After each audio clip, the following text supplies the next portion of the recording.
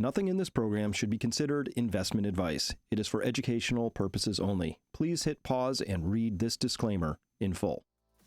The greatest curse and the greatest blessing is our country, is our dollar is the global reserve system, right? It comes with all kinds of responsibilities and burdens, but it's also a huge advantage to us in comparison to the rest of the world if used correctly.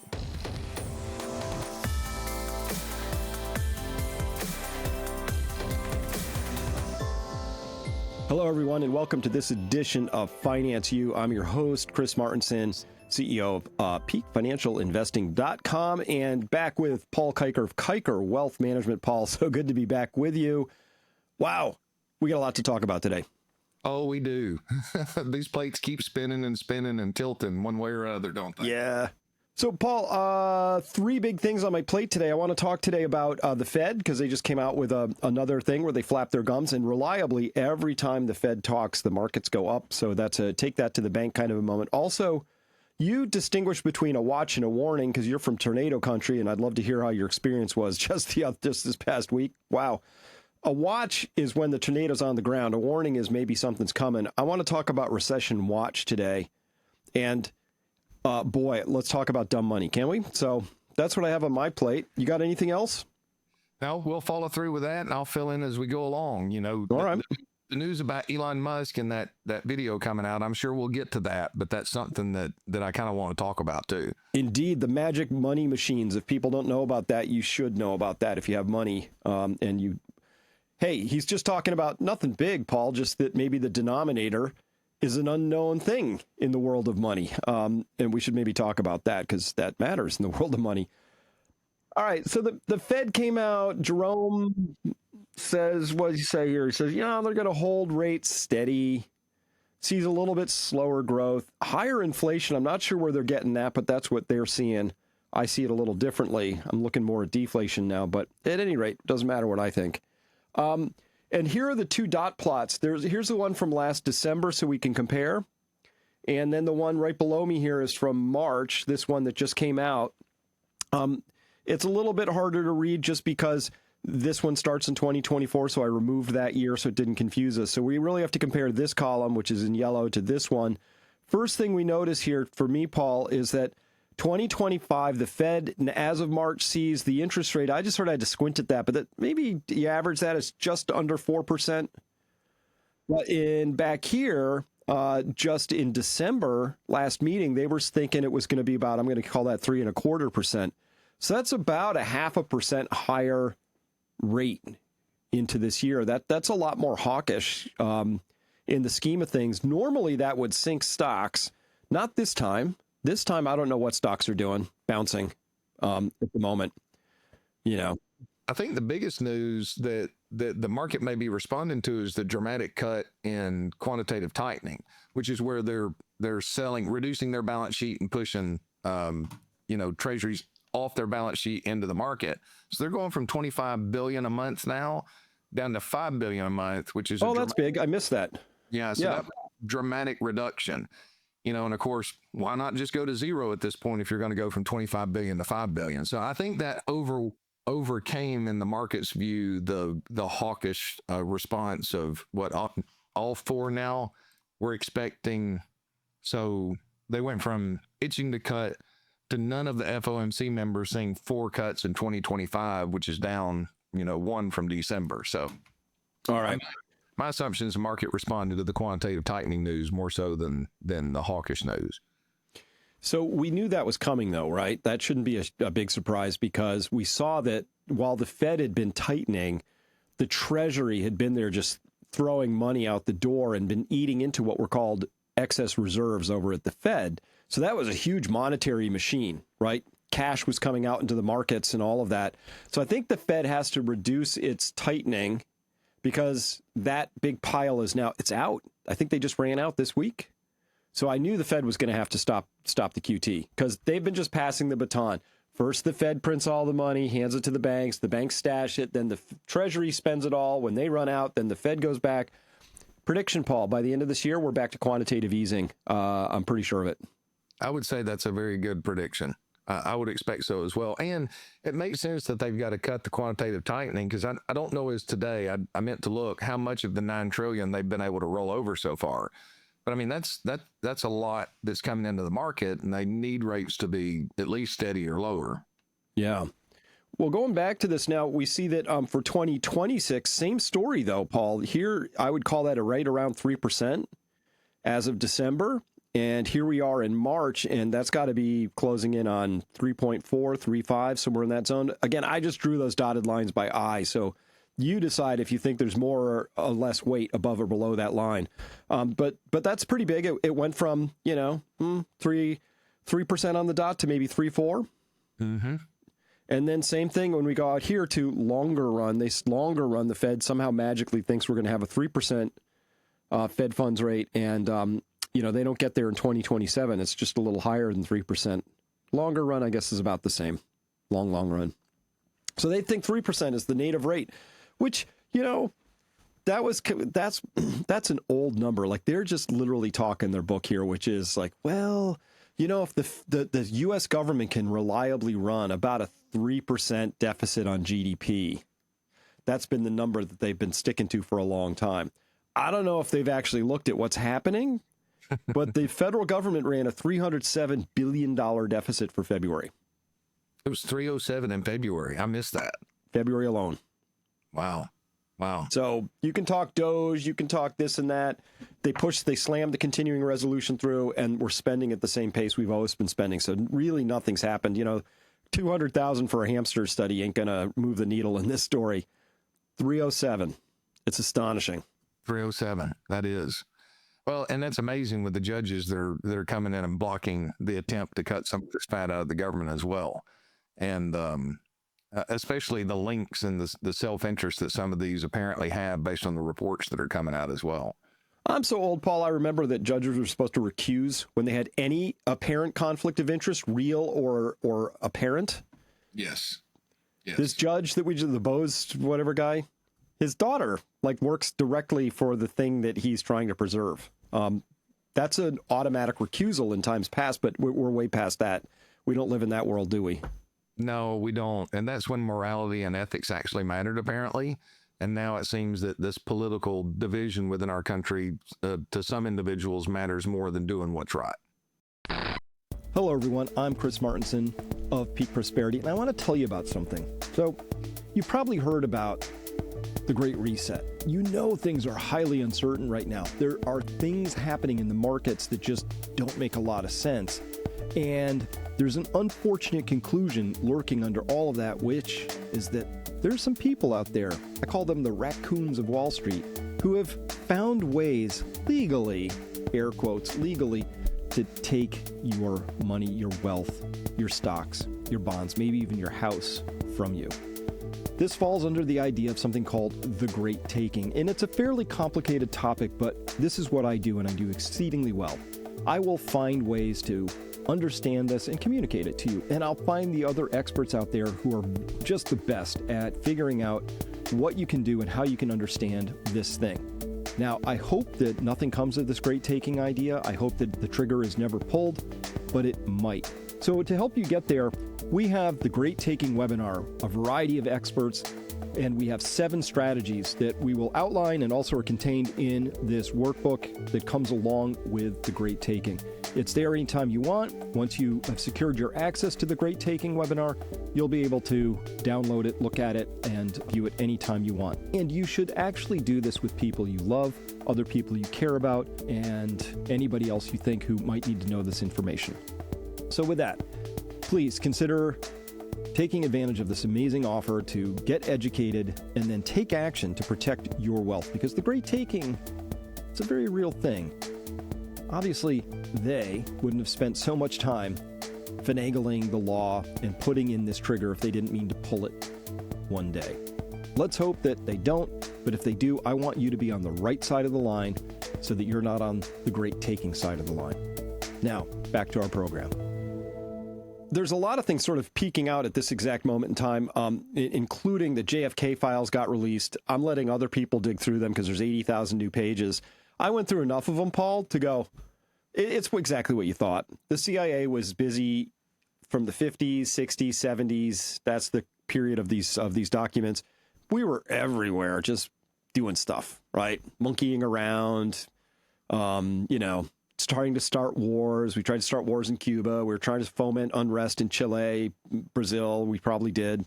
So it was just a story. The point here is that, and we'll get to this, but Elon just said that there are these magic money machines potentially that they found that exist in the government, not in Treasury alone, which you might expect emitting payments, but in HHS, state, DOD.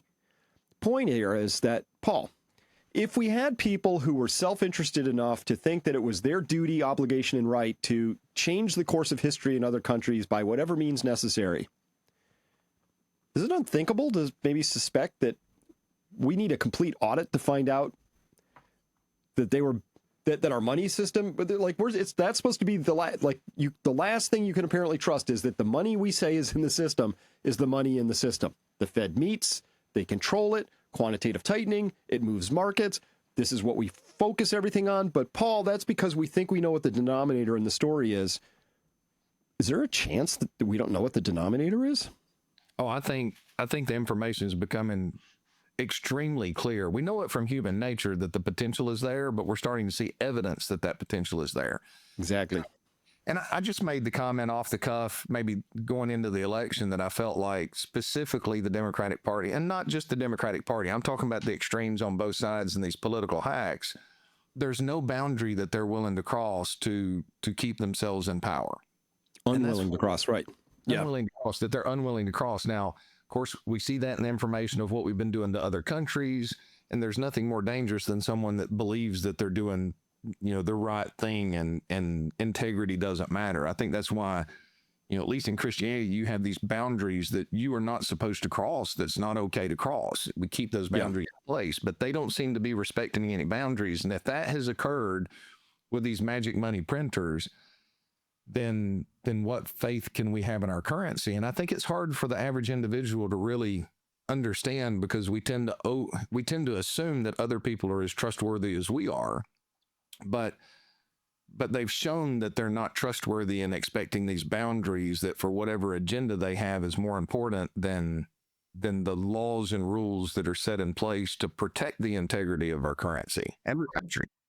Speaking of which, this was astonishing to me, and this speaks to the idea that you have to be pretty nimble as an investor these days, because these ideologues you're just describing, right? They'll do anything because right and wrong don't matter. The ideology is what's important. Well, they can mess some stuff up. Did you hear this yet? No. Did you hear? All right. This is Tim Waltz. I think looking for some points. Here's what he says. I know some of you know this on the iPhone. They've got that little stock app. I added Tesla to it to give me a little boost during the day. 225 and dropping. So.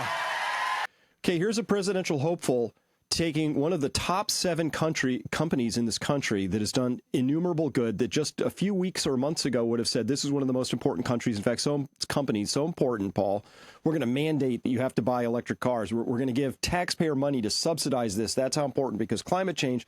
And he somehow switched to the point he is now cheering the destruction of one of the top companies in America that hires people. So you're not going to see any CNN articles and crying, oh my God, look at all these Tesla people who just lost their jobs. It's terrible. And that's only terrible if you're a bureaucrat siphoning off the system.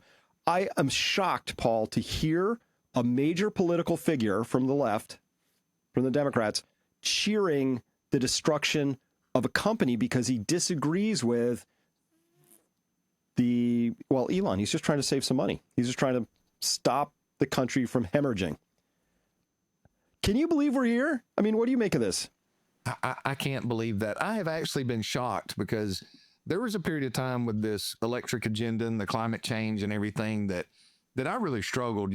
I would assume that someone's following an agenda when they're purchasing a Tesla, right? I could just about assume their political stance from that point of view. And especially when you're looking at, hey, there's no way that we have the resources to complete the agenda that they laid out there. And now all of a sudden they've swung the other way to where they're destroying Teslas and they hate the company.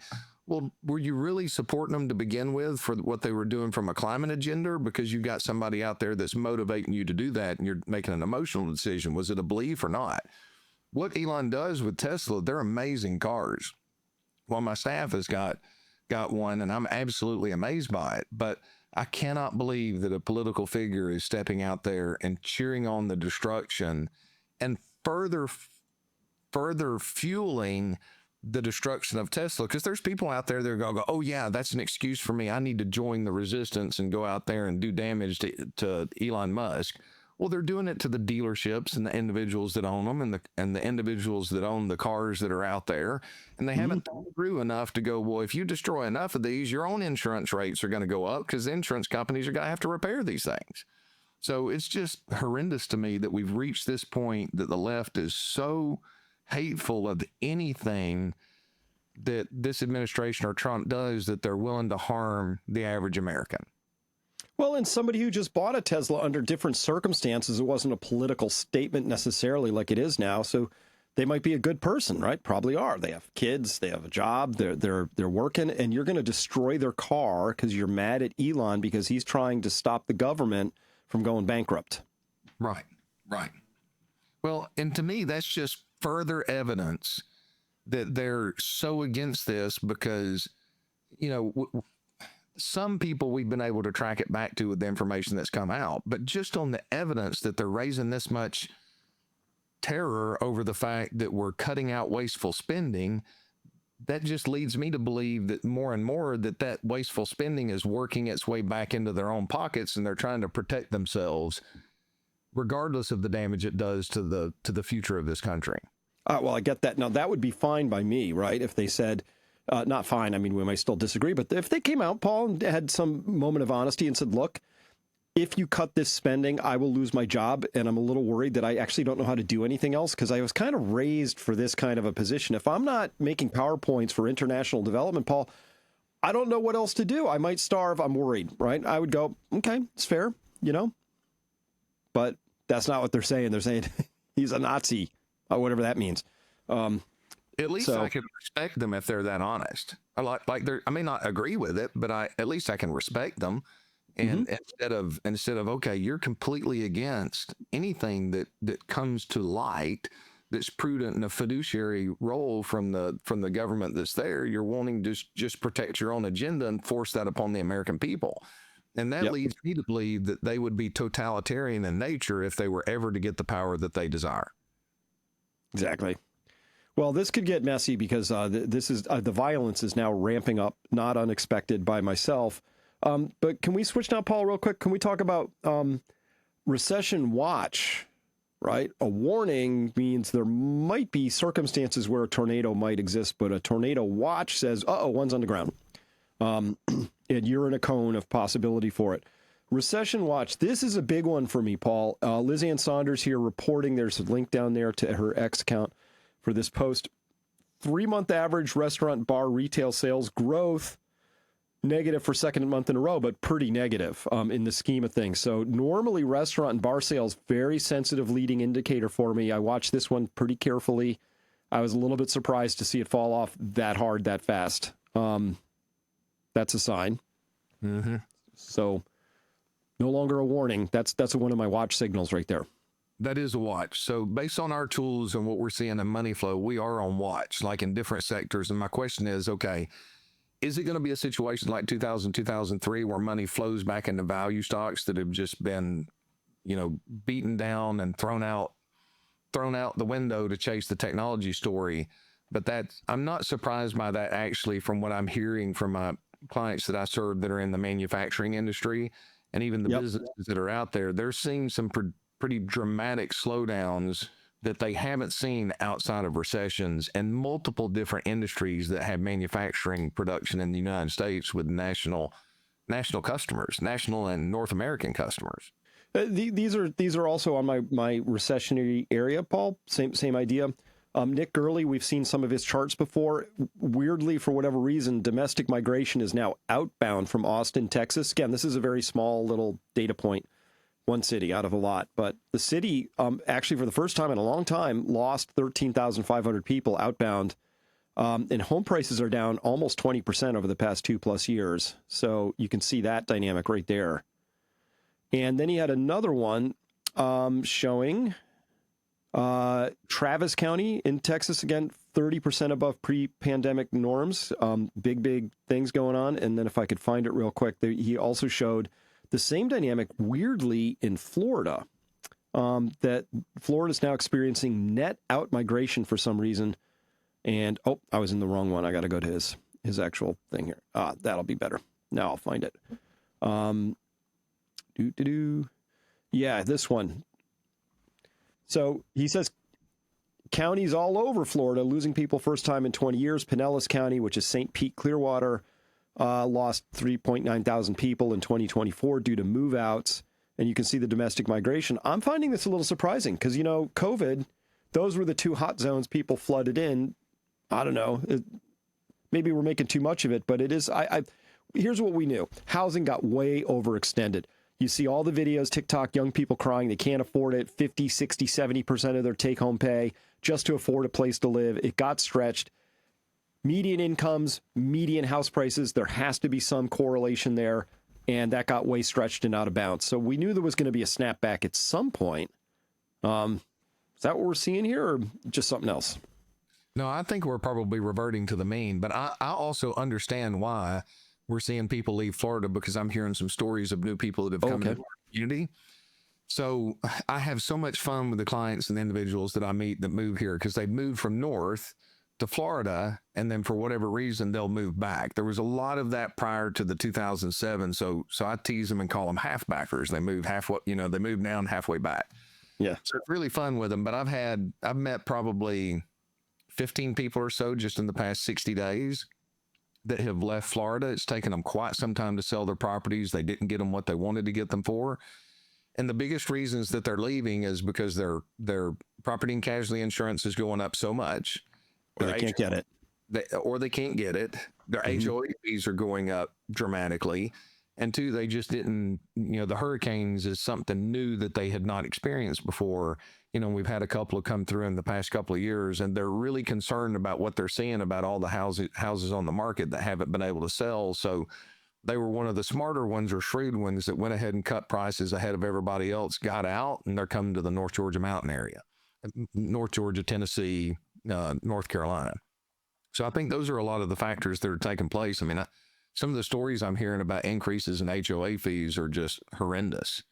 And I've got a family member that I was talking to him yesterday. His HOA fees doubled in the past 12 months on the property that they had in South Florida, and they've doubled over the past 5 years as well.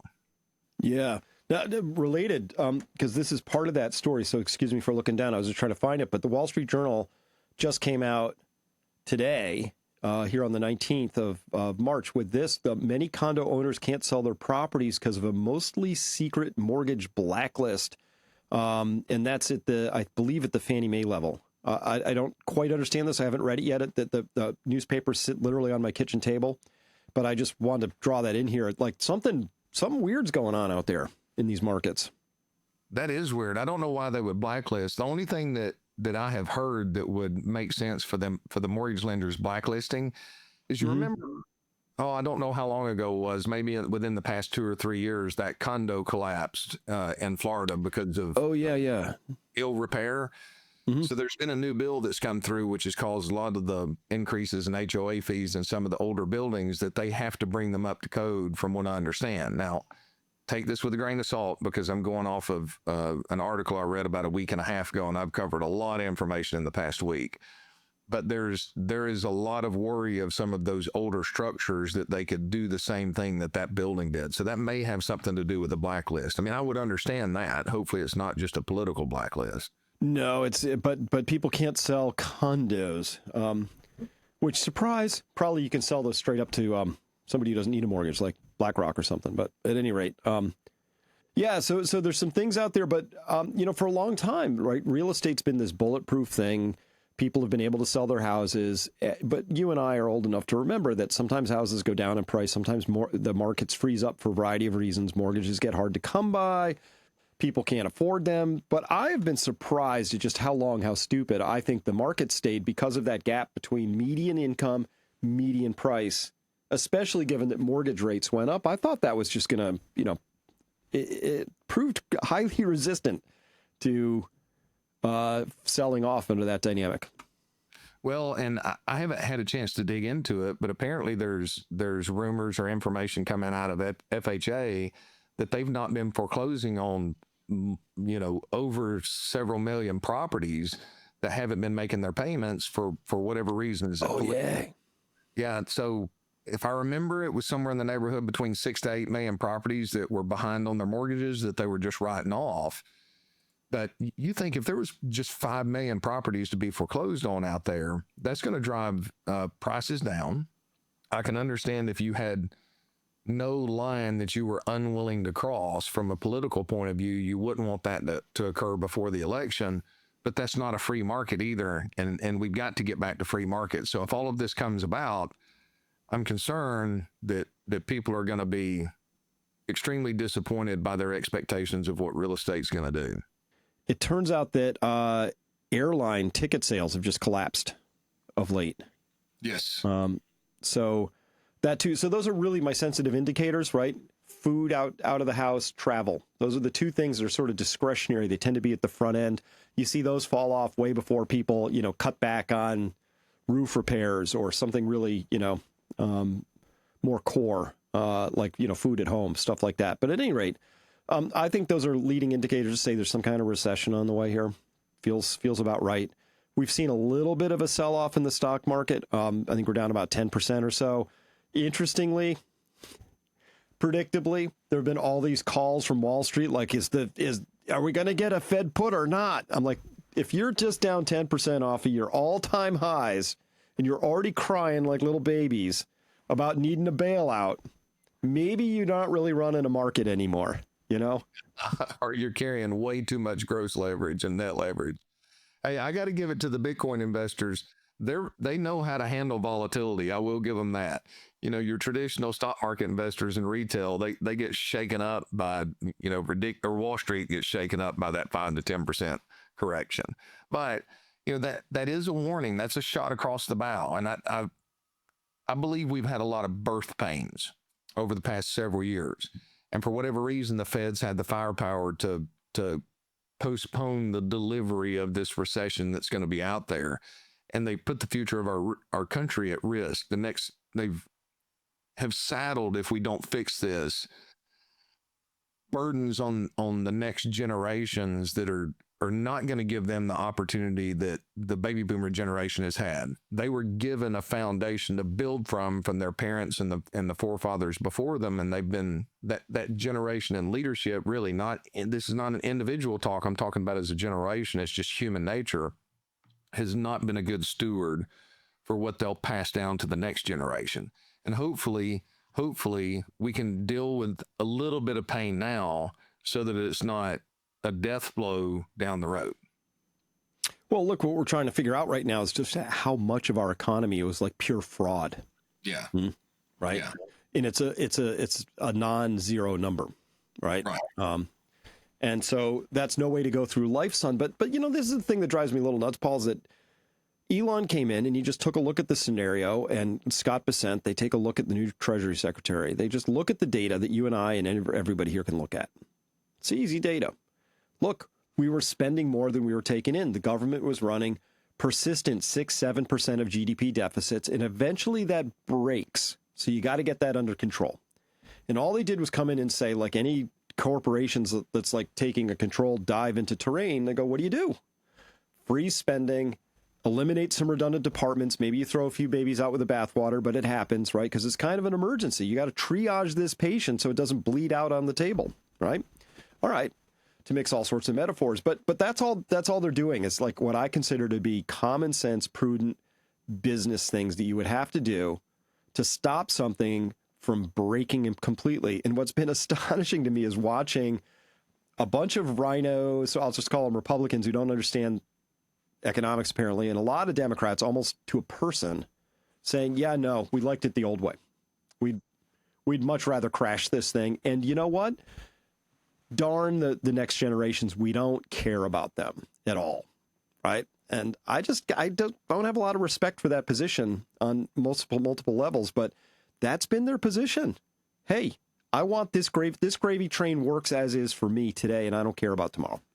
Right. And that's what I don't understand. And I think that's why they have a 20% approval rating at this point for most of those, and they still don't get the story.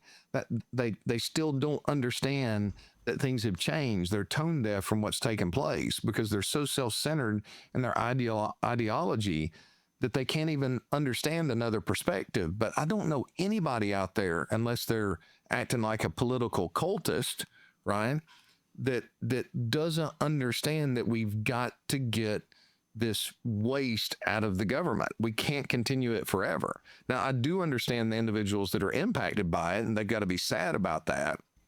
But, it can't go on forever. So we're better off to deal with it now than we are later, when people are even less resilient to deal with it as they would be now. Because the good thing is, where we are now, at least the markets are at high. They can sell some profits and reposition themselves to build a better and solid foundation. If they manage what they've got prudently, they'll get through this just fine, as long as they're willing to accept the truth of the situation and understand it needs to be changed, and deal with the future with eyes of reality instead of rainbows and sunshine. Well, let's, if we can, Paul, very quickly then, because I mean, this is central to it. So, Mr. Guns and Gear, we follow each other. Can't wait to meet him in person someday, one of my Twitter friends. But he posted this thing, which was a podcast that Ted Cruz has. I don't know who the other guy is. But Elon's on there, minute 15 seconds, and he says this stuff, which is really important. I think every investor has to listen to this and decide for themselves, yay or nay, I believe it or I don't, or he's got it wrong or whatever. But we're going to have to struggle with this one a tiny bit, I think, at least to dismiss it. But I will remind everybody before we watch this that Elon isn't just some guy who just went way out of his lane. His first company, which would be the crown jewel in anybody else's life, right, was PayPal. So that whole thing is payments, payment message systems, banking, finance. So I'm going to say that Elon maybe isn't as much of a rube as some people have tried to tell me. Like I've had people, Paul, say, oh, he just didn't know what he was talking about. It's crazy. Is what you call magic money computers at the treasuries. So tell us about it, because I never heard of that until you brought that up. Okay, so you may think that that the government computers all talk to each other, they synchronize, they add up what funds are going somewhere, and it's it's coherent. There's and that the numbers, for example, that you're presented as a senator, are actually the real numbers.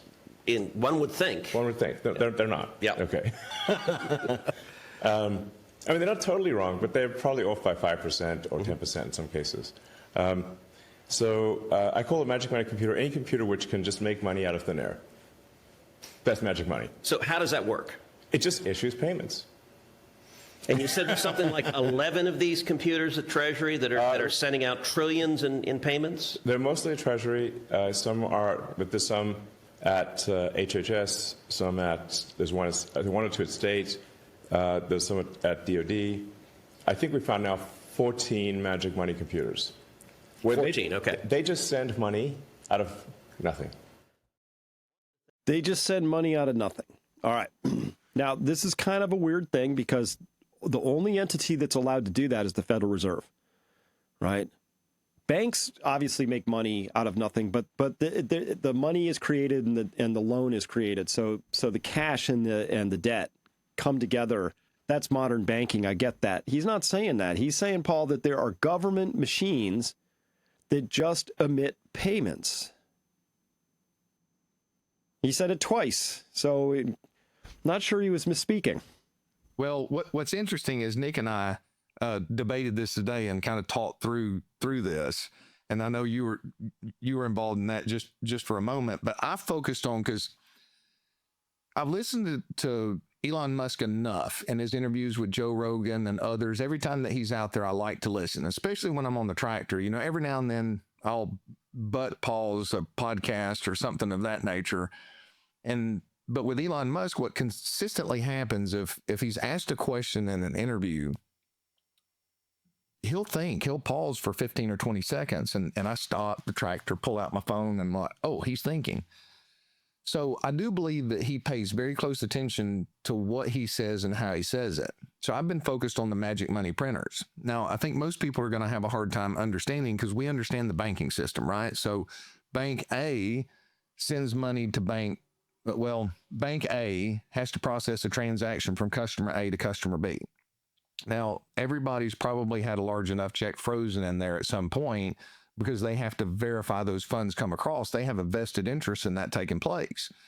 Because if they allow funds from A to go to B and then it gets sent overseas and they can't claw it back, that bank's responsible for those funds. And that's one of the reasons if client wants a third-party transaction with us, we go way out of the way to make it as hard as possible, not for the client, but because of identity theft and things of that nature. Like, we have to know that it's that client going out because we're responsible for those funds if we're not paying attention.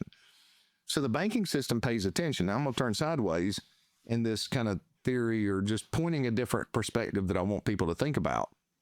So you're the bank, you're behind what's the most trusted source, right? The Fed or Treasury payments. Mm-hmm. So we would assume that these computers, when they issue a payment from DOD or wherever it comes from, what those 11 agencies that are out there, that it's accounted for on the ledger and it's either added to the national debt or drawn down from the balance sheet within the Treasury, because the Fed's the only one that can just create money out of thin air, supposedly. If these magic money printers are literally just throwing digits at the local bank, I mean, that means there's more money in circulation than what's accounted for across the board. That makes sense that inflation, and then how much graft and corruption can come out of that. So to me, we don't know. That it's a game changer from the standpoint of, can we really trust a fiat currency? Because we have to assume that at least if they're going to expand the money supply, we know you can calculate the inflationary impact that's going to be there, or the reduction in the deflation that could take place. Like in 2008, I don't agree with the response, but still, at least you understand, hey, we have to assume that this deflation is going to be over at this point. But now nobody has the tools. If you've got magic money printers that are out there that can just inject capital in the system, and what our national debt right now is, what, 37 trillion? Is it, Chris? 37, 38-ish, somewhere in there? Yep. Even if it's 10%, that's over $3 trillion. Now, I know that's not an exact representation because how long has it been going on? But how can you trust our currency if that's what's taking place? Well, and I've had people say, and there's, we have these beautiful tribe of people at Peak Prosperity. One of them has been working literally payment messaging systems for 30 years, knows it cold. Says, Chris, that can't happen. The book on this stuff is, this thick. And if that ever happened, what must be happening instead is Elon's confused. They send out a payment, but somehow it has to route through the Treasury General account, the TGA, which is maintained by the Fed. And he's saying this is a tight system. So what we're talking about is Elon has potentially said this isn't an integral system of banking. For you and I, it is, right? You go down and you get an ATM and you take out $2.16 for a slushie. That comes out to the penny from your account. It's tight. There's no leakage, right? You don't wake up one day and find out they accidentally took out $1.59 or twice that. Doesn't happen. That's our experience of it. But what Elon is saying is, no, there's these magic money machines. They just sort of issue stuff. Could that happen, right?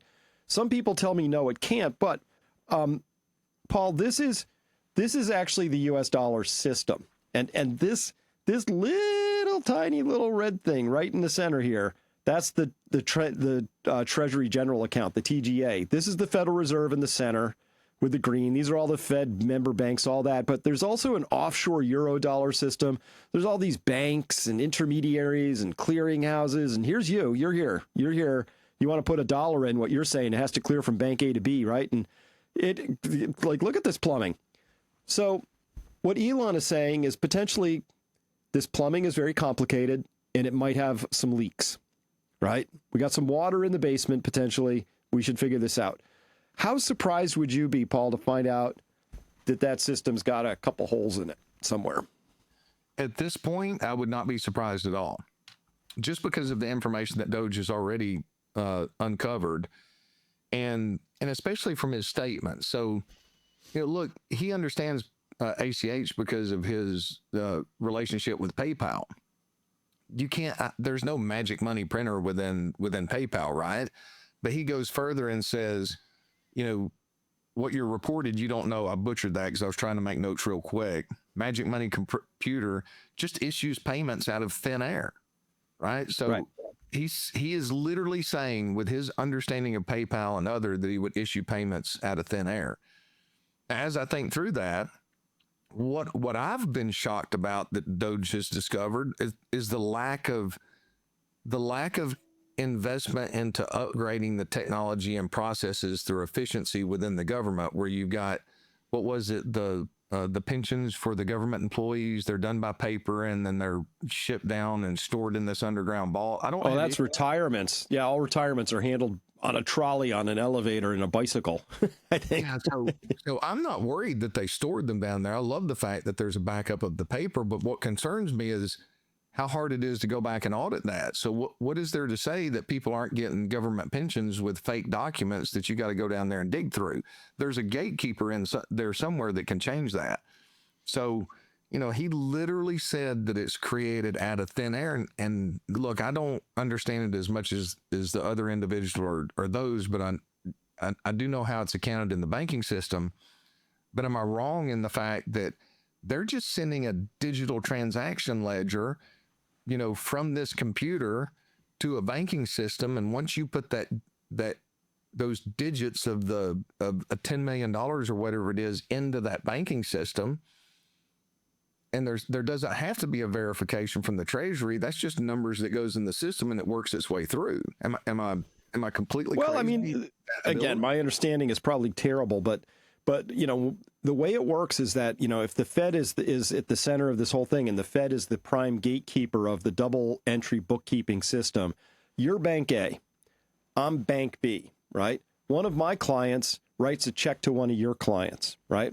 So what happens is or they ACH some money over. Well, in theory, you could just go, oh, my client has this new money in their account, and I just go, oh, okay, well, let me take it out over here. But there's a whole system that's supposed to do that automatically, right? It's a messaging system, and it says, credit $100 there, debit $100 here. That's what happens. And then the main repositories at the Fed, that message system loops back up into this real-time settlement system, and the Fed's watching all of this on their balance sheet, on their books somewhere. You have a T-balance account, I have a T-balance account, $100 comes off of mine, $100 goes onto yours. We're all settled and we're good. That's the idea. But so we don't have something, we don't know. Were these magic money machines issuing domestic, or is it international? Because if it's international, now the Fed doesn't necessarily have to be involved. You go through the SWIFT system, it bypasses the Fed entirely. Who even knows if there isn't like some bank that they've set up in the Caymans that doesn't even need a message settlement? It just like receives something, pretends it has money, and then issues money out with it. Who knows? Like, we need more detail. But to your point, my trust has been so broken about what we found, that just how sloppy they've been, how careless they've been, how self-interested they've been. Without a full audit, I'm not really going to trust anything at this point, right? No, I'm with you on that. I mean, the only way to find the truth is to bring everything into the light before the American people and have the courage to lay it out the way it is. I mean, that's like when a family has an intervention with a family member, everybody sits down and they all have the conversation and discover the information, as much information as they can at the same time. Well, it's the government's responsibility to be a steward for the people and to lay information bare. I understand that there's state secrets and what takes place from our defense, but when it comes to our money, that's something that they take from us at the risk of going to jail for the rest of your life and losing everything you have, basically with a gun to your head. I know technically they don't do that, but a jail gun to your head that says you pay these taxes. They have to in turn be open and honest with us on how that money is being spent.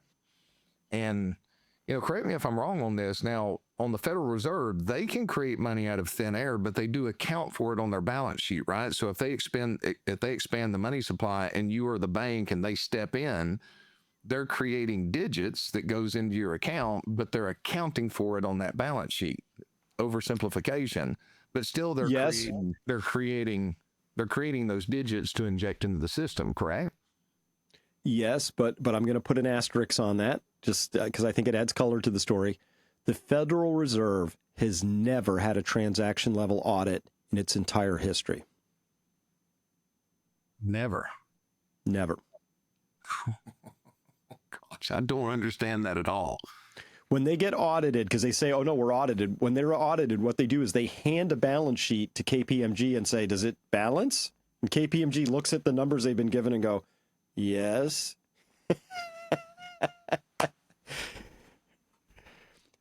Paul, it's my rule of life. If you give people an unaudited anything, eventually you're going to have not just cheating by one or more members, it will become an institutional part of how they operate over time. You know what that reminds me of? So I had an acquaintance that his wife thought that he was cheating on her. So she wanted to see his phone records. So finally, after much argument, he gives the passcode, lets her look at the phone records. She says, like his phone call log. She said, okay, great. Now I want to see your phone records. And he refused to give over the phone records because you can't delete phone calls from your phone record log, right? So that's one thing. You're giving them the information. You have to assume that they're going to give the information that we want you to see without the ability to see all the information that really took place behind. That amazes me. And in particular, there's a law that's on the books that forbids the GAO from ever peering into what the Federal Reserve is doing with respect to offshore money transfers. I don't understand that. Well, how could you, as a taxpayer? Like, really? Congress sat down and said, we're going to write a law about this? But they did. So we're going to write a law that keeps the stewardship of our entire... The greatest curse and the greatest blessing is our country, is our dollar is the global reserve system, right? It comes with all kinds of responsibilities and burdens, but it's also a huge advantage to us in comparison to the rest of the world if used correctly. That's amazing to me. It's my rule. If somebody resists having their phone records looked at, I have to assume they're guilty. Right? It's how I'm built, right? If somebody says, hey, Chris, I'm going to make change for you at a stall at the flea market and says, don't count it, I'm going to have to count it. So at any rate. Well, while you're looking for that, I'll say this. There's a time to say no. Like I always told my kids when they turned 16, I said, if you get pulled over and a cop asks you to search your car, I don't care if you don't have anything in there or not. Your answer is no. You're not searching my car without a warrant. I said, but at the same time, if I ask to look at your phone records, I get to see it. It's one thing if you have that relationship closely that's in there. It's another thing if you're driving down the road and they need to have due process to be able to search a car. That's just basic protection of our freedom so that you're not set up. But in this case, they have a responsibility and a relationship in taking our taxpayer dollars and managing our monetary system to be open and honest before the American people. Otherwise, what's going to happen is what we're finding out happened through USAID. You think it's this, great aid organization that's like making a contribution to the local food pantry to make sure that people can't afford food because they've hit hard times is going to have food on their table for their kids, right? Mm-hmm. Even the contributions that I make to the local food pantry from time to time, I want to see their books, right? I want to make sure the money's going where it's supposed to be going. Otherwise, I'm not going to make that contribution. I'll do it myself on the corner. And they have that responsibility to the American people, and we should be able to see it. And I'm shocked that I'm heartbroken that there's a law in place. Look at that. I always go to the source when I do these things. I don't take anybody's word anymore. So I go to Cornell Law School, the Legal Information Institute, 31 U.S. Code, Section 714. Audit of Financial Institutions, Examination Council, Federal Reserve Board, Federal Reserve Banks, FDIC, and Office of the Comptroller of the Currency, or OCC. It says here, under regulations of the Comptroller General shall audit an agency, but may carry out an on-site examination of an open insured bank or holding company only if The appropriate agency has been consented in writing. Audits of the board of the Federal Reserve Banks may not include transactions for or with a foreign central bank, government of a foreign country, or non-private international financing organization. Can't look at those. You may not audit anything the Federal Reserve does that involves a foreign central bank, government of a foreign country, or a non-private international financing organization. Wow. So you just set up an incentive and a structure so that if I'm somebody like Soros, you go find a way to meet that requirement, and Yep. now you can pretty much get funds however you want to get them. Yeah, you go to a foreign government, okay, Virgin Islands or St. Thomas or something, right? The British, whatever.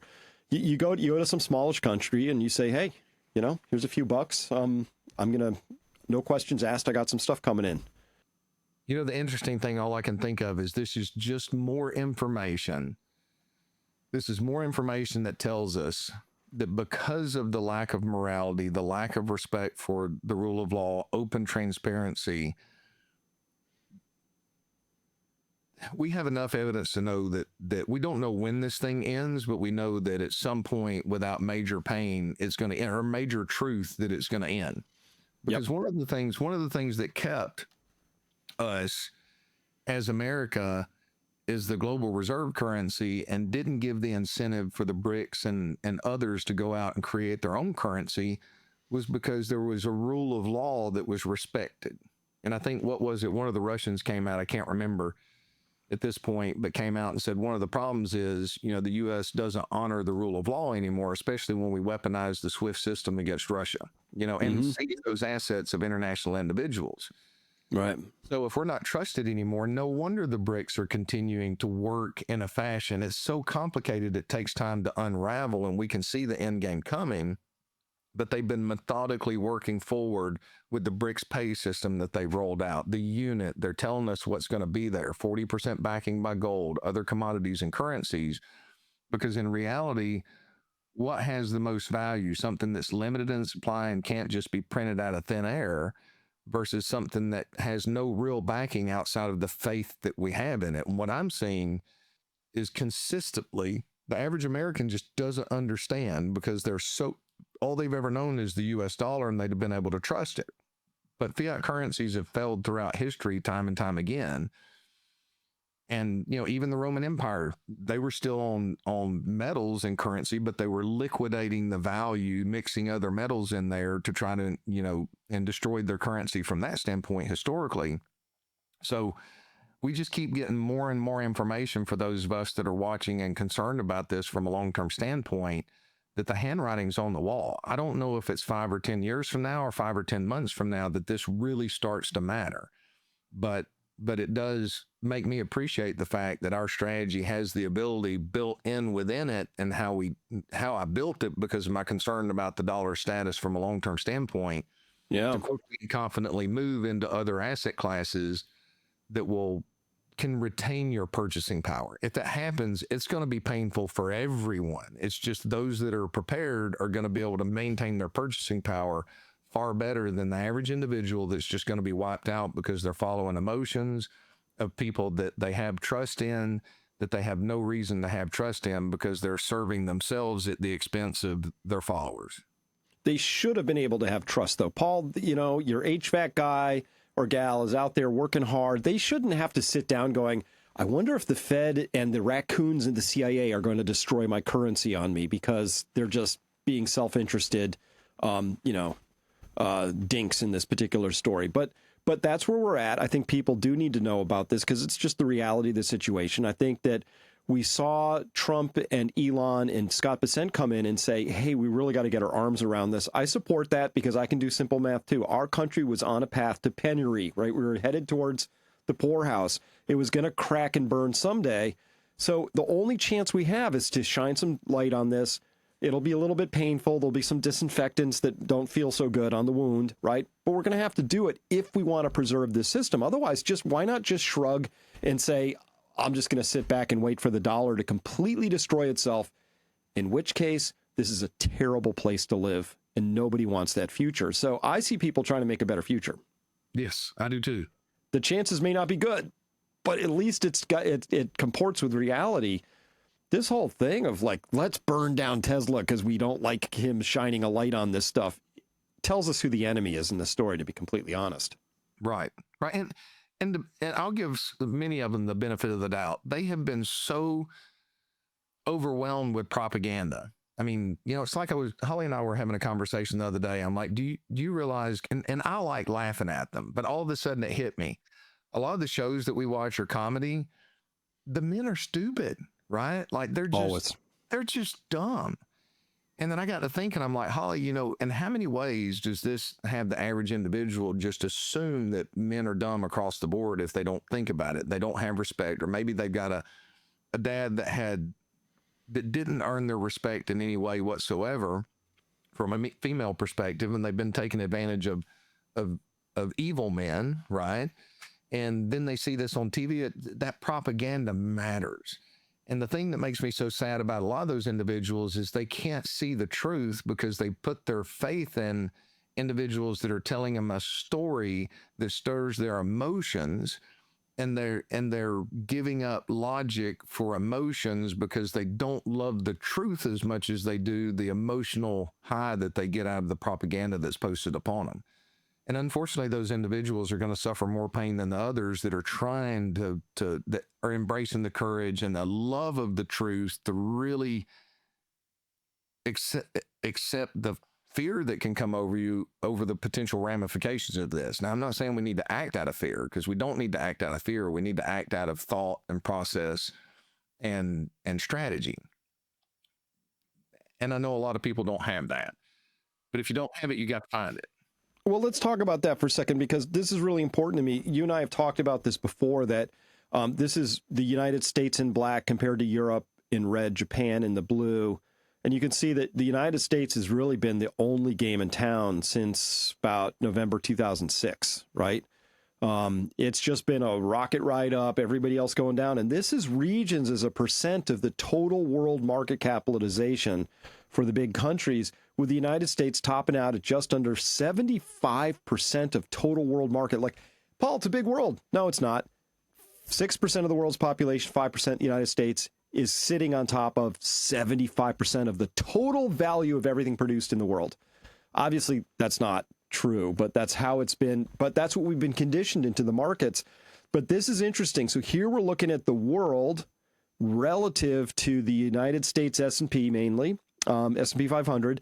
And you can see since 2010, it has just been a 16-year ride down. And you can see that every so often on this trend line, these little red arrows, it touches, the world. If this line is going down, the world is losing compared to the U.S. If this blue line is going up, it's the opposite. It touches. It tried to break out here even once in 2022, which is a weird year, right? Stocks and bonds down. That was kind of awkward. But here, for the first time, we're starting to see a breakout potentially here.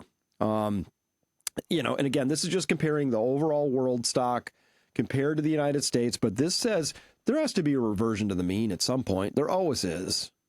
So would this suggest to you, Paul, that a strategy here is that there's some rotation out of U.S. into other stocks?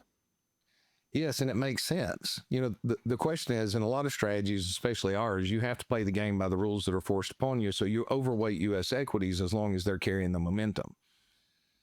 And what's happened is fear of missing out. If you're a fund manager and you're not keeping up with the S&P 500, your job's at risk. If you're an international investor advisor and you're not really, maybe you're overweighting S&P, but we've got ridiculous amounts of money flows that are coming into the U.S. What some of the indicators, you said dumb money, okay? They say dumb money, which is retail, versus institutional money, which is smart money. They're playing this game professionally for a living. Dumb money or retail money tends to get to chase these things at the highs at the worst time because they buy what's easy. If you're an advisor and all you're trying to do is sell and get new clients, then it's easy to sell something that has great performance looking back. It's hard to sell something that has terrible performance looking back. So I think we've reached the point where this is starting to crack. Yes, this is starting to crack. Have you seen this one? No, I have not. That's retail flows. I've seen different charts.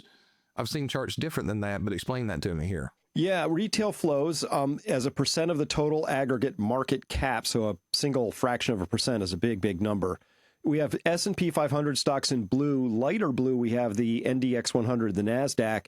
And you can just see here that the retail component for NASDAQ starting mid-January has been, or early February, has just been a near vertical rise. Retail has just been piling in. Also, to a lesser extent, the S&P, but I think that's the extent to which that this reflects that, because there's some crossover between the NDX 100 and S&P 500 stocks. So anyway, dummies, what they call the dumb money, has just been piling in at one of the fastest rates we've ever seen in the last month into stocks. So there's a little dip. They said, hey, this is my moment. I like stocks cheap. 8, 9, 10% off is cheap. And they piled in. When I have a flip side to this, which is looking at institutional flows, Paul, they've been selling into that. They have been. And one of the things that I've noticed, that I've had a couple of clients that have been getting unsolicited calls or cold calls. So one called in today. I was doing some research for trying to get the highest fixed annuity. They had a fixed annuity from somewhere else, got tons of deferred gains. We need to get the highest. So I found a higher rate for them. And the question was, should I just go ahead and pull all that out and throw it into AI stocks right now? Because, I mean, I'm hearing everywhere that AI, you got to be involved in this. And I'm like, hey, hang on, let's get on a Zoom call real quick. And I took them through the data, and I said, one, you've already been exposed to it some through the NASDAQ and a few other things that you own inside the portfolio. I said, and I explained the whole story behind it and kind of deep seek and all this. And they were like, well, that's weird. Like, I got a call out, somebody telling me that I needed to buy it, and their pitch was so great, and my neighbor did too, and the whole neighborhood was talking about it while we were walking yesterday. You know, is it just that big of a thing? So I'm very suspicious in being in this industry for as long as I have been. I believe that there's propaganda firms out there that these big institutions will hire to start calling, trying to transition their shares off in these stories to retail, because they tend to get these calls right at the top. They don't get these calls right at the bottom when they really should be buying these things. So yeah, I'm not just suspicious. I'm certain that happens. Well, Paul, so we talked about U.S. Stocks being the only game in town worldwide for a bit, but it's not just that. It's not just U.S. exceptionalism. It's concentrated exceptionalism. So this is the top 10% of stocks by size versus the entirety of the U.S. stock market. Top 10%, look at this concentration weighting. It's like 75%. The last time we were at this level, I hate to say the number, was the year 1929. Yes, that's correct. And the next time that we got close to that number was what? Was that 2000 on that chart? Yeah. There? Yep. That's the 2000 peak. Topped out at about 72, 73%. Now we're at about 74, 75. And here's the hard part. It might go a little higher before it comes apart, but you can't ignore the warning that information gives you that the economy is distorted. And when you get distorted in something like that, it becomes unsustainable. And here's another bit of information I want to share. If you've got something else, go ahead while I'm pulling this up. Let me pull this up real quick, because I just do want to point out, though, that this is like the one thing I really track, because it's all that matters. Are the central banks printing or not? And of course, this has really been a tale of the U.S. central bank leading that charge. But I think you can pretty well appreciate that there's a tight correlation here between global M2 money supply in darker blue and in the S&P 500 in green. So there's we see that Germany's about to start printing up a bunch, and I bet Europe in general is going to have to print. I'm positive that the Federal Reserve is going to print again. Paul, all that happens when they print, obviously, again, this is me saying, I think the boomers, terrible generation, because they don't want any pain in their stock market. If they have to print so that things go up and to the right, they'll do that. Doesn't matter that the whole next generation is locked out and crying in their cars because they can't afford anything. They'll do it. I think it's going to happen again, but I'm kind of the belief, Paul, that this next last big printing thing is our next last big printing thing. I think this ruins the currency. I think they're going to wreck it. I just do. I'm on the same page with you there, Chris. I really do believe. And I'm going to follow the tools because they're set up to give us an indication. But I believe that when they unleash the printing presses the next time, that will be the straw that breaks the camel's back. And if we do get some deflation in the interim period, that could be the moment that when they respond the same way, and we don't know where it's going to come from. What if it's just that the BRICS say we're rolling out the unit, right? Now you've got an alternative to all of this lack of trust that's been building in the US dollar. And people are going to know the repeat of what happened back in 2008. That does scare me, right? Because every time they printed money, asset prices have gone up. It may not be the asset prices that everybody's expecting, but there's going to be a flood of people that are going to be borrowing as much as they can borrow just because of what's happened in the past to purchase things that may or may not necessarily hold up as well as they expect them to. Hey, here's one thing that I want to show too that I believe is very dangerous from a historical perspective, Chris. And this is household share of allocation to equities. So Guilherme Tavares, which puts out some good stuff. Households are extremely allocated to equities. This is definitely not good for forward returns. Why would this time be any different? And I'd love to talk through that. So if we go back to, this is going back to 1966, you had poor returns for 10 years. Mm-hmm. Okay, then we got up to where nearly 60% of allocation to equities in 1999. He says 10 years, but you had poor returns for 14 years because the S&P 500 and the NASDAQ went sideways for 14 years. Now, we got there again at, real high back in right after COVID, but then the government's been able to juice, and I think a lot of it's just so much money's been sloshing around the economy. So much. And, that we're way back up here. So why would it not be different this time? I mean, one thing about history, and why I wished I'd in high school understood the importance of history, but I consume history like crazy now because it does give us an advantage as an investor. But one thing about history is it can teach you the lessons of the past, and that helps you follow that path. Like Proverbs tells us twice, and the Bible over 2,000 years is not wasted space. It tells you twice that the prudent foresee danger and hide themselves while the simple pass on and are judged for it. This is another warning, right? That we need to pay attention and be very careful in the allocation of our resources, and for the most part, do the opposite of what we want to do most times. Well, I think that the strains and stresses are big enough. I mean, I've been covering this back at Peak Prosperity for a long time. Here's my view. I don't trust prices anymore because I think that there are forces in the markets that can manipulate prices. And that sounds conspiratorial to people, but it's not. You ever watch the movie The Big Short, right?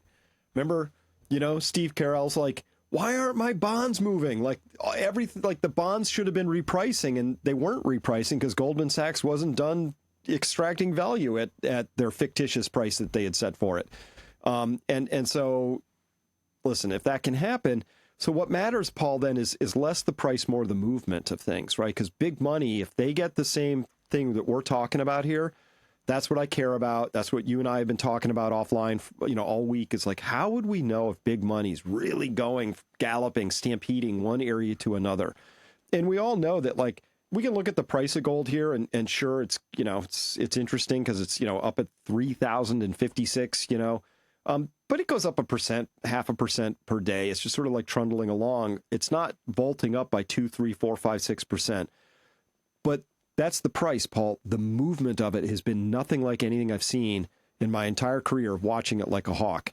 The amount that's fleeing the LBMA vaults in London, coming into the COMEX, that's just what we know about. I'm hearing private reports that pilots are flying this stuff hither and yon. That's not showing up in any of the reports that you and I are reading. It's a thing. So first question, why is so much gold thundering from point A to point B? And silver too.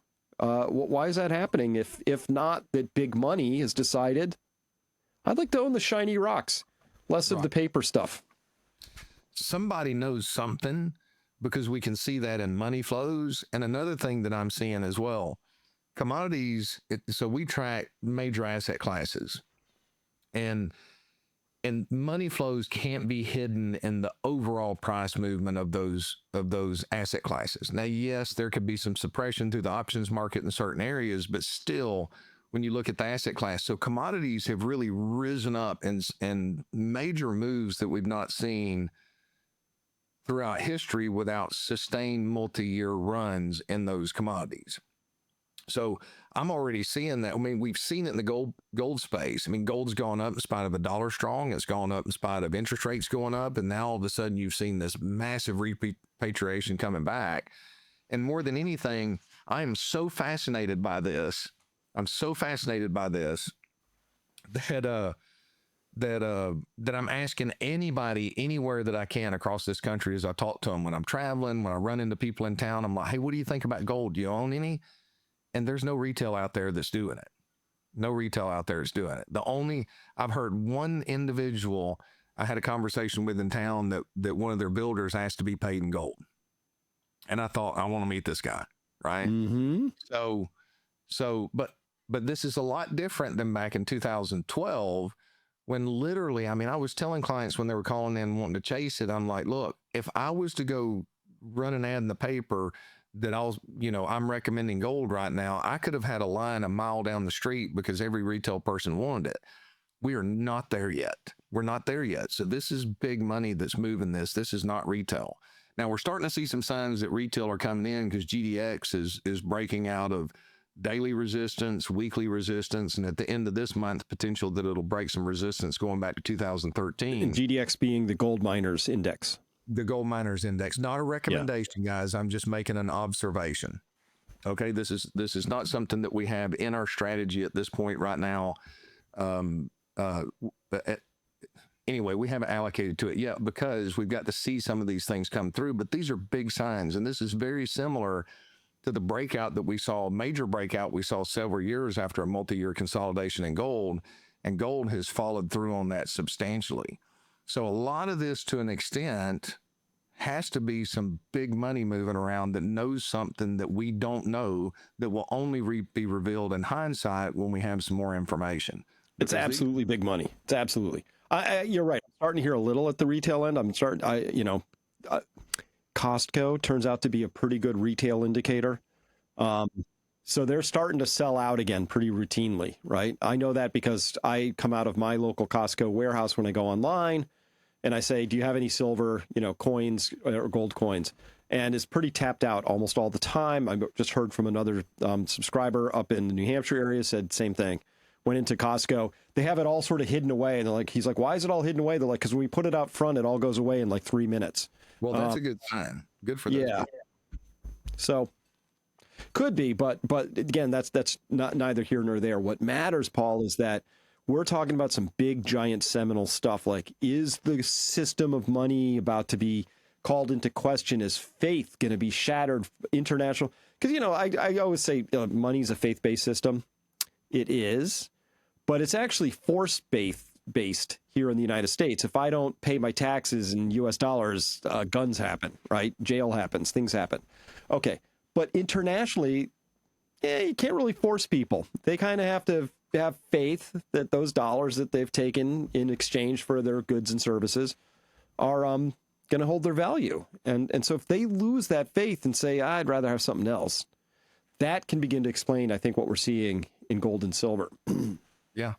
Well, and I think it was November of 2023, when I went to Las Ventanas in Baja, Mexico, when we went fly fishing offshore. They did not want U.S. dollars to be paid with. They wanted us to exchange the dollars for Mexican pesos. And that's a shock. I was shocked by that back then. But maybe they're on the bleeding edge. Maybe it was just the exchange rate that they're paid. I don't know. But they wanted pesos over dollars. Now, that was a period of time where the peso was strengthening against the dollar. But I've never seen that. Haven't talked to anybody else that's really seen that. My concern is as this starts to unfold, that's going to occur more and more in international travel, and that's going to make it a lot different. It's going to be a completely different environment for U.S. citizens that have been used to going around and waving dollars, and everybody wants them. Big deal. We're going to have to keep tracking this as we go on here, but I'm on recession watch myself, so I do think there are, for what it's worth, I think there's better prices coming for some things in the future. I can't totally make sense of what I'm seeing in the commodity markets right now on that basis. Oil's down, consistent with a recession. Copper's up, inconsistent with a recession. I'm not sure that I'm not sure what we're seeing in commodities is consistent with its old role, but I don't know. But we're just going to have to watch this play out. And that Elon thing, I'm surprised at how many people didn't pick that up so far. Yeah. Well, and I think I'm a little surprised. I think a lot of people just don't know what to do with the information. And when I first read it, Chris, or listened to it, I had the same reaction that I did when I read The Great Taking for the first time. I was just shocked for about an hour. I'm just like, okay, I'm going to set this on the shelf. I'm going to let this run in my subconscious, because this is game changing, right? This is information that may not matter right now, but it's going to matter dramatically at some point in the future. If we literally have these magic money printers that are printing money out of thin air, then how can you trust anything that's coming out of the payment system of the government? I mean, it hits it so you can spend it digitally if it gets in there, but how can we track how to maintain the value of our purchasing power if there's lies taking place at that level? I mean, if you're printing money out of thin air that's not accounted for in the ledgers, that's a lie, right? And then if you're openly lying about that, then how can you have faith in something that can't be exchanged for gold? And how long will it maintain its purchasing power in exchange for the goods that we purchase on a regular basis? And if it starts rapidly losing that purchasing power, that's a currency collapse and a currency crisis. And you have to have thought through how you're going to deal with that, have some abilities in place, strategies in place to keep your emotions in check, to make sure you're allocating to the most prudent resources in a diversified manner. It depends on your frame of reference, and from a dollar-based frame of reference, you're going to have a different experience of it than somebody else is going to have let's just say a different currency of some kind. So I got to try and find this, because this is astonishing when I saw this. And well, while you're doing that, I'll actually kind of talk. So this is not a recommendation, because I can't give a recommendation straight out for everyone. This is just hypothetical exercise so you can mentally prepare yourself if this is something that you want to do or your advisor recommends you do. Consult an advisor. Do not take my advice and go act upon this. But let's say you don't have any exposure to precious metals. We've talked about from time to time, I typically recommend for most people that I meet, not everyone, so I can't give blanket advice, that they set some of their assets aside. Okay, so if your portfolio is up, say 20% over the past 2 or 3 years, and you're concerned that we would have a currency collapse, but you're also concerned that prices are at a high. I can't deny that prices have moved so far so fast. Even I'm a little concerned in the short term just because they're overbought.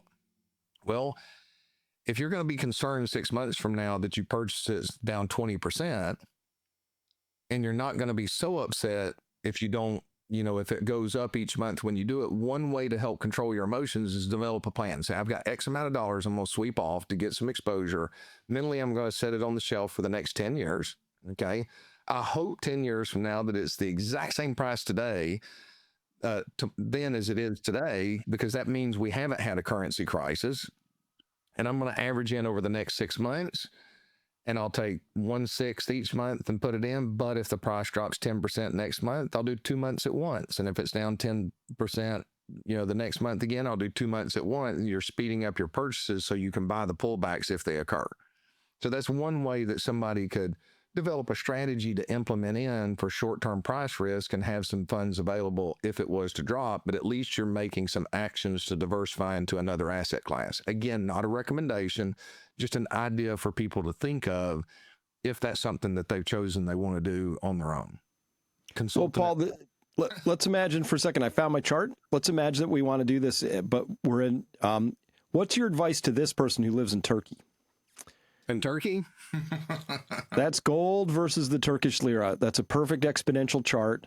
I think you can see that if you're keeping your wealth in your local currency in Turkey, you are just getting destroyed. Compared to gold. Yeah, gold in that scenario is maintaining your purchasing power. It is not making you wealthier, even though your account balance is going up. So, I don't know I can't see the details in clarity here, Chris, but it depends on where you are on that journey. But well, in 2000, as recently as 2021, gold was priced at about just under 20,000, call that 18,000 lira. Now it's at 110,000. Okay. So let's go back to that 2021 area where you are. There's a little dip before it breaks out right there. Mm-hmm. So in that case, dollar cost averaging is going to be really good for you emotionally because you had some money to purchase that dip. But on that breakout, you got to go ahead and allocate from that standpoint going forward. But if you've had a good run like that, your dollar cost averaging over the next 6 months, you got a little bit better price, and it got you in an emotional way where you could stay. So if you're a Turkish citizen in that case, you can't be scared of the fact that prices are high, because the forces that are driving the prices higher are not abating. And the forces that are potentially driving prices higher in the U.S. are not abating. As a matter of fact, all that repatriation tells me that at a minimum, there's lack of trust to hold it where it was being held, and they want to get it closer to home. At a minimum, I think that's it. In Turkey's case, both the price of gold is rising and the lira is falling against the dollar, and gold is rising in dollar terms. So at any rate, double forces at play on that. But I see that experience for a lot of people in a lot of other countries. Gold is hitting all-time brand new highs in basically every currency I'm looking at, because it's hitting them in dollar terms too, right? And a lot of currencies are weak against the dollar. So we'll see. But this is going to be quite the year. I highly advise everybody, you got to be nimble, have your money managed really, really well with an eye towards managing the risk. We talked about dumb money today. We talked about maybe threats to the dollar system, the faith in it. We talked about the fact that we're on a recession watch at this point in time because of some leading indicators, right? We're talking about bar and restaurant sales and home sales and airline tickets, things like that. So if that recession comes, that's going to create a couple of forces, right? Obviously, it'll drag down economic activity, but it's going to increase the pressure for the printers to print. We'll see how Trump responds when faced with desperate citizens who would like a bailout or a stimmy check or something like that. We'll see what the Fed does when their precious market cracks and doesn't go up and to the right like it's supposed to. We'll see. But I'm predicting printing is a consequence of this year. I'm ultimately believe we're going to get there as well. And I am really curious to see what Trump does when I kind of know what the Fed's going to do unless they're playing a political game, right? They pretty much trained us to their playbook. But I am curious to see what Trump's going to do. Is he going to stay the course, or is he going to capitulate and grab the Fed and throw them out there and say, print, print, print? But I'm heartbroken as well, because so if you're a Turkish citizen, if you're a U.S. citizen and that unfolds, here recently with gold getting higher, I've been calling some of my contacts at the major Wall Street firms, and I'm like, "Say, are y'all getting any recommendations from the firm to put clients in gold?" And they laugh at me. You know, and several of them are like, "Oh, well, I did it for a client the other day, but I can't get paid on it." Like Wall Street still refuses to see any value in gold, and it's been the number one performing asset class in total return going back to the year 2000 in comparison to the S&P 500.